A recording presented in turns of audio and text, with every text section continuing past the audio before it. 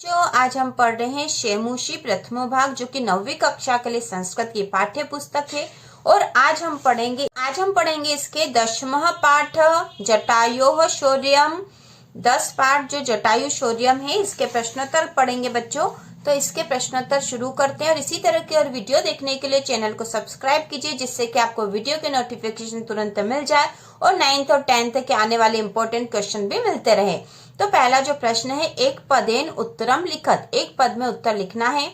तो क वाला है आयत लोचना का अस्ति। आयत लोचना मतलब बड़े नैनो वाली या बड़ी आंखों वाली कौन थी? तो इसका उत्तर आएगा सीता। दूसरा है सा कम ददर्श, उसने क्या देखा? ठीक है, सीता ने क्या देखा? सा जो है शब्द जो है सा, ये सीता के लिए प्रयुक्त हुआ है। उसने क्या देखा? तो इसका आएगा उत्तर ग्रधम मतलब गिद्ध, जो कि जटायु से मतलब है यहाँ पर। ग वाला है खगोत्तमः कीदृशीम गिरम व्याजहार। खगोत्तम मतलब खग में उत्तम, मतलब पक्षियों में, खग मतलब पक्षी, पक्षियों में जो उत्तम है, पक्षियों में उत्तम मतलब जटायु। कीदृशीम गिरम व्याजहार, किस प्रकार की वाणी उसने कही थी या किस प्रकार की वाणी बोली थी? तो इसका उत्तर आएगा बच्चों शुभाम, शुभ वाणी उसने बोली थी, शुभाम। ठीक है, अगला जो है घ वाला जटायु काभ्याम रावणस्य गात्रे व्रणम चकार। जटायु ने किसके द्वारा या किससे रावण के शरीर पर घाव करे थे या प्रहार करा था? तो इसका उत्तर आएगा, काभ्याम के स्थान पर हम लिख देंगे तीक्ष्ण नखाभ्याम, तीक्ष्ण नखाभ्याम चरणाभ्याम। ठीक है, तीक्ष्ण नखा। तो इसका उत्तर आएगा बच्चों जटायु काभ्याम रावणस्य गात्रे व्रणम चकार। जटायु ने किसके द्वारा रावण के शरीर पर प्रहार किया था, रावण के शरीर पर घाव किया था? तो इसका उत्तर आएगा तीक्ष्ण नखाभ्याम चरणाभ्याम। अगला अंगे वाला है अरिंदमः खगादीपः कति बाहुन व्यपहारत।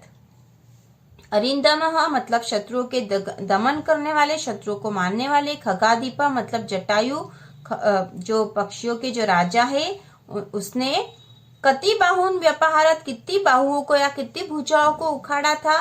तो यहाँ पे उत्तर आएगा बच्चों 10। उसने जो है रावण की 10 भुजाओं को उखाड़ दिया था।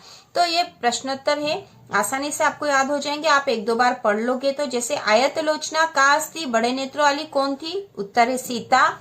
सा कम ददर्शः, उसने क्या देखा? तो ग्रधम मतलब गिद्ध। खगोत्तमः कीदृशीम गिरम व्याजहार, खगोत्तम ने किस प्रकार की वाणी बोली? तो इसका उत्तर है शुभाम। और जटायु काभ्याम रावणस्य गात्रे व्रणम चकार, जटायु ने किससे रावण के शरीर पर घाव किए थे? तो तीक्ष्ण नखाभ्याम चरणाभ्याम। उसी प्रकार आखिरी वाला जो क्वेश्चन है इसमें, अरिंदमः खगादीपः कति बाहुन व्यपहारत। तो जो जटायु ने, शत्रुओं का दमन करने वाले जटायु ने कितने बाहुओं को उखाड़ दिया था? तो इसका उत्तर है 10। अब अगला जो प्रश्न नंबर 2 है, अधोलिखितानां प्रश्नानां उत्तराणि संस्कृत भाषा लिखत। तो नीचे जो प्रश्न है, इनके उत्तर हमें संस्कृत भाषा में लिखने हैं। तो पहला जो प्रश्न है क वाला, जटायो पश्य इति का वदति। जटायो पश्य, ऐसा किसने कहा? तो बच्चों इनके उत्तर हम कॉपी में करेंगे, जिससे कि आपको अच्छे से समझ में आ जाए। तो दूसरे का क जो है, जटायो पश्य इति का वदति। जटायु देखो, ऐसा किसने कहा? तो इसका उत्तर है जटायो पश्य इति सीता वदति। जटायु देखो, ऐसा सीता ने कहा था। तो यहाँ पे का के स्थान पर सीता आ जाएगा बच्चों, का के स्थान पर सीता आ जाएगा। बाकी प्रश्न वैसा ही, बहुत आसान है ये। जो ख वाला प्रश्न है, जटायु रावणम किम कथयति। जटायु ने रावण से क्या कहा? तो बच्चों इसके उत्तर में हमें पूरा लिखना पड़ेगा जो जटायु ने रावण से कहा था। तो इसका उत्तर होगा जटायु रावणम अकथयत। जटायु ने रावण से कहा, परदाराभिमर्शनात् नीचाम मति निवर्तयत। परदाराभिमर्श, परदार मतलब जो है पराई स्त्री को स्पर्श करना। नीची मति मतलब कुबुद्धि वालों का काम होता है। धीरा तत् न समाचरेत यत अस्य परः विगरयेत। धीरः तत् न समाचरेत, ऐसे लोगों का समाज में सम्मान भी नहीं होता है। तो इस प्रकार ये उत्तर है और इसको आपको यहाँ से यहाँ तक याद करना पड़ेगा। ठीक है, अगला जो ग वाला क्वेश्चन है, जो ग वाला है, क्रोधवशात रावणः किम कर्तुम उद्यतः अभवत्। क्रोध के वश में रावण जो है क्रोध के वश में क्या करने को प्रवृत्त हो गया था। तो इसका उत्तर है क्रोधवशात रावणः आशुतलेन जटायुम अभिजगान। ठीक है, तो यहाँ पे आपको किम कर्तुम उद्यतः अभवत् के स्थान पर इतने के स्थान पर आपको याद करना पड़ेगा आशुतलेन जटायुम अभिजगान। ठीक है, बाकी क्वेश्चन का होगा आपको यहाँ से इतना इसके स्थान पर आपको याद करना पड़ेगा। ये अगला जो घ वाला है बच्चों, पतगेश्वर मतलब जो है पक्षियों के ईश्वर। तो ये जटायु के लिए यह शब्द प्रयुक्त हुआ है। पतगेश्वर रावणस्य कीदृशः चापम सशरम बभंज। ठीक है, पतगेश्वर रावणः कीदृशम चापम सशरम बभंज। तो जो पक्षियों के ईश्वर मतलब जटायु ने रावण के किस प्रकार के धनुष को तोड़ दिया था।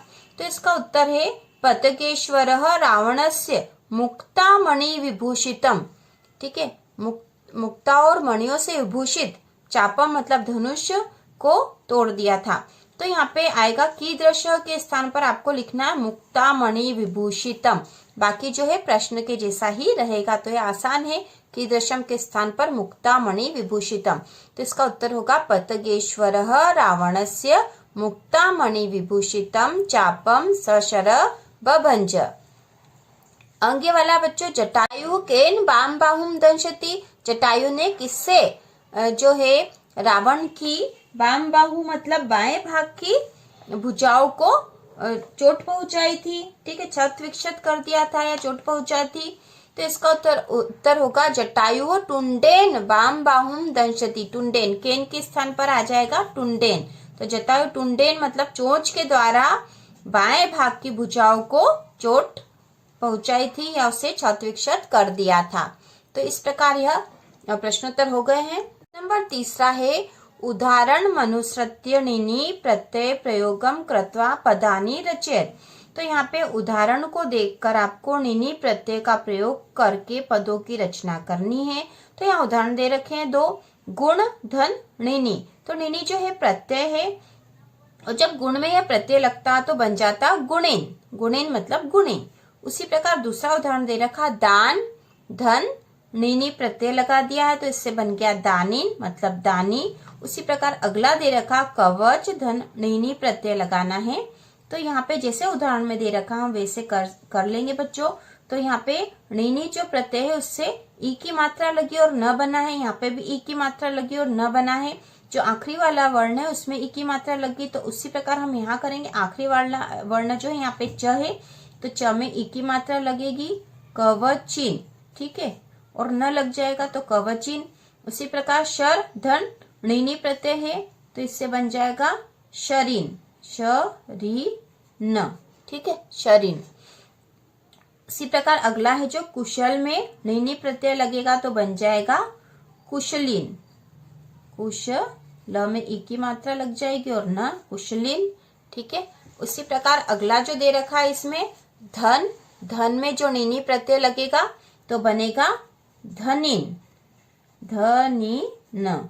ठीक है, और उसी प्रकार दंड में णिनि प्रत्यय लगने से बन जाएगा दंडिन दंडिन।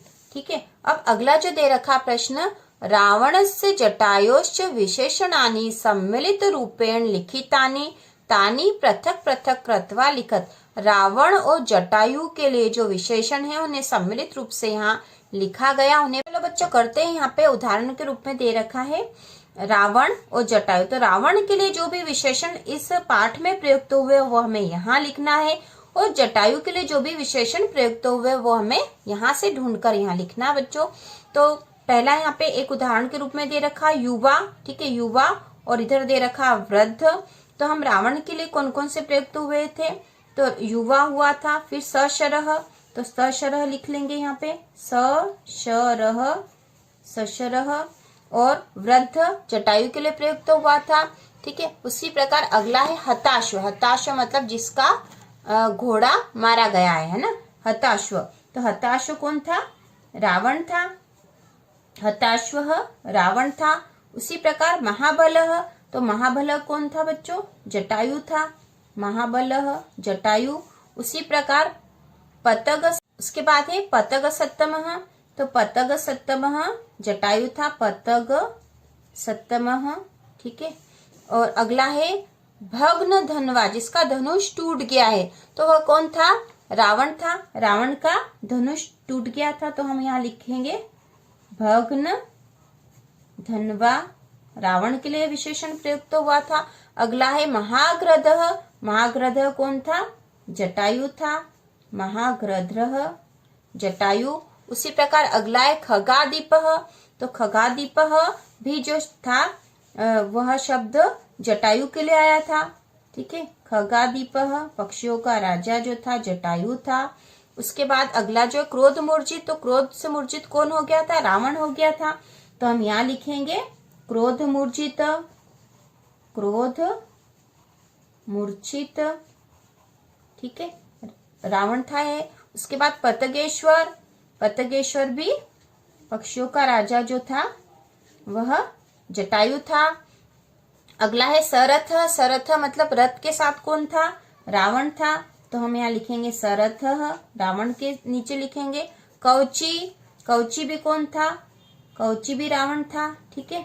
और अगला शरी, ठीक है, बाण के साथ भी रावण था, तो हम छरी भी यहाँ लिखेंगे। इस प्रकार हमने ये जो विशेषण है अलग अलग करके लिख दिए। अब अगला जो प्रश्न नंबर चौथा है, क स्तंभे लिखितानां पदानां पर्यायः। ख स्तंभे लिखिता तान यथा समक्षम योजयेत। तो क स्तंभ में जो पद लिखे हैं उनके जो पर्याय है वह ख स्तंभ में लिखे। मतलब ये जो शब्द लिखे हैं इनके पर्यायवाची शब्द यहाँ लिखे हैं और उन्हें हमें तान यथा समक्षम योजयेत, उन्हें यथा समक्ष हमें जोड़ी बनानी है यहाँ पर, ठीक है। तो हम इसको बना लेते बच्चों। और जब आप कॉपी में लिखोगे तो जिसके सामने जो उसका पर्यायवाची शब्द होगा वही आपको लिखना है। यहाँ हम सीधे करके बता देंगे। तो जैसे यहाँ पर पहले इधर के शब्द पढ़ लेंगे हम, फिर इधर के, और फिर जोड़ी बना देंगे। तो क वाले में दे रखे हैं कवची, आशु, विरथः, पपात, भुवि, पतग सत्तमः। उसी प्रकार ख में दे रखे हैं अपतत, पक्षी श्रेष्ठः, पृथ्वीव्याम, कवचधारी, शीघ्रम, रथविहीन। तो अब देखो, अब आसानी से बना लेंगे। हमको कुछ शब्द तो दिख ही रहे हैं। कवची का पर्यायवाची क्या हो जाएगा? कवचधारी, ठीक है। आशु, आशु का हो जाएगा शीघ्रम। और विरथ मतलब रथ विहीन, ठीक है। पपात का हो जाएगा अपतत। और भुवि मतलब पृथ्वीव्याम। और पतक सत्तमः पक्षी श्रेष्ठ। तो इस प्रकार हमने ये जोड़ी बना दी है। अब अगला जो है, अधोलिखितानां पदानां विलोम पदानि मंजूषायां दत्तेषु पदेषु चित्वा यथा समक्षम लिखत। तो नीचे जो पद दे रखे हैं उनके विलोम शब्द यहाँ पर दे रखे हैं, उन्हें हमें यथा समक्ष मतलब उसके सामने विलोम शब्द लिखने, यहाँ से ढूंढकर लिखने बच्चों, ठीक है। तो यहाँ पे पहला जो दे रखा पदानी और विलोम शब्द, तो ये पद दे रखे और इनके विलोम शब्द हमें यहाँ से ढूंढकर यहाँ लिखने हैं। तो पहला विलपंती मतलब रोती हुई, तो इसका हो जाएगा हसंती। तो यहाँ हम लिख देंगे हसंती, इसका विलोम लिख दिया हमने।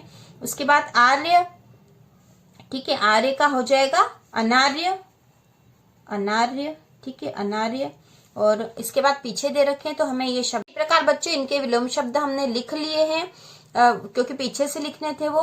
तो राक्षसेंद्रेण का हो जाएगा देवेंद्रेण, पाप कर्मणा, पुण्य कर्मणा, क्षिप्रम, मंदम, विगर्येत, इसका हो जाएगा प्रशंसेत।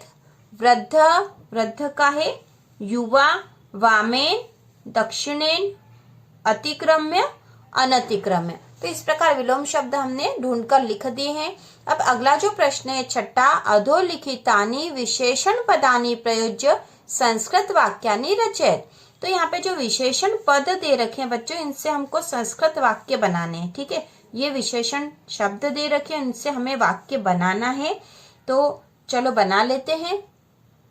जो हमने वाक्यों की रचना कर ली है, आप देख सकते हो क वाला है, यहाँ पे शुभाम जो विशेषण दे रखा है और इससे वाक्य बना है खगोत्तमः शुभाम गिरम व्याजहारः। ठीक है, खगोत्तमः शुभाम गिरम व्याजहारः। दूसरा ख वाला जो है खगादीपः जो शब्द दे रखा है, इससे बना है खगादीपः 10 बाहून व्याजहरत। ग है हतसारथी, हतसारथी रावणः भूमि अपतत। हतसारथी मतलब जिसका सारथी मारा गया, ऐसा रावण भूमि पर गिर गया। फिर घ है रावण, इस घ में जो विशेषण है, जो शब्द प्रयुक्त करना था वह था वामेन। तो वामेन से हमने बनाया रावणः वामेन अंगेन वैदेहीम आधारयत। रावण ने जो है अपने वाम भाग में वैदेही मतलब सीता को बिठा रखा था या पकड़ रखा था। ठीक है, अगला है अंग्य रावणः सरथः कवची युवा अपि च। रावण जो है सरथ रथ के साथ, कवची कवच वाला, युवा भी था। तो इस प्रकार हमने ये इन विशेषण शब्दों से वाक्यों की रचना कर दी है। अगला जो है बच्चों उदाहरण मनुसृत्य समस्तम पदम रचयत। उदाहरण में जो दे रखा उस तरह से आपको समस्त पद मतलब समास की रचना करनी है यहाँ पर। तो पहला जो है दे रखा त्रयाणाम लोकानाम समाहारः, 3 लोकों का समूह। तो यहाँ पे दे रखा त्रिलोकी। ठीक है, त्रयाणाम लोकानाम समाहारः का समस्त पद बन गया त्रिलोकी। उसी प्रकार हमें यहाँ पर इन पदों से भी समस्त पद की रचना करनी। तो बच्चों ये सारे जो पद है यह द्विगु समास के हैं। ठीक है, द्विगु समास के हैं। तो द्विगु समास की परिभाषा या मुख्य विशेषता यह होती कि इसका जो पहला पद है वह संख्यावाचक होता है। जैसे यहाँ त्रयाणाम है, ठीक है, पंचानाम है, सप्तानाम, अष्टानाम, चतुर्नाम, जो संख्यावाचक पहला पद होता है तो वह द्विगु समास में होता है। अब हम इससे समस्त पद की रचना कर लेते हैं। तो पहला पंचानाम वटानाम समाहारः। तो पंचानाम वटानाम समाहारः से बनेगा पंचवटी, पंचवटी। उसी प्रकार ख है सप्तानाम पदानाम समाहारः। सप्तानाम पदानाम समाहारः से बनेगा सप्तपदी। ठीक है, सप्तपदी।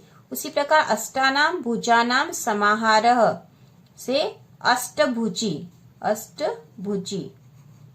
और अगला है चतुर्नाम मुखानाम समाहारः से चतुर्मुखी, चतुर्मुखी। ठीक है, चतुर्मुखी। तो इस प्रकार यह इस पाठ के सारे प्रश्नोत्तर हो गए हैं।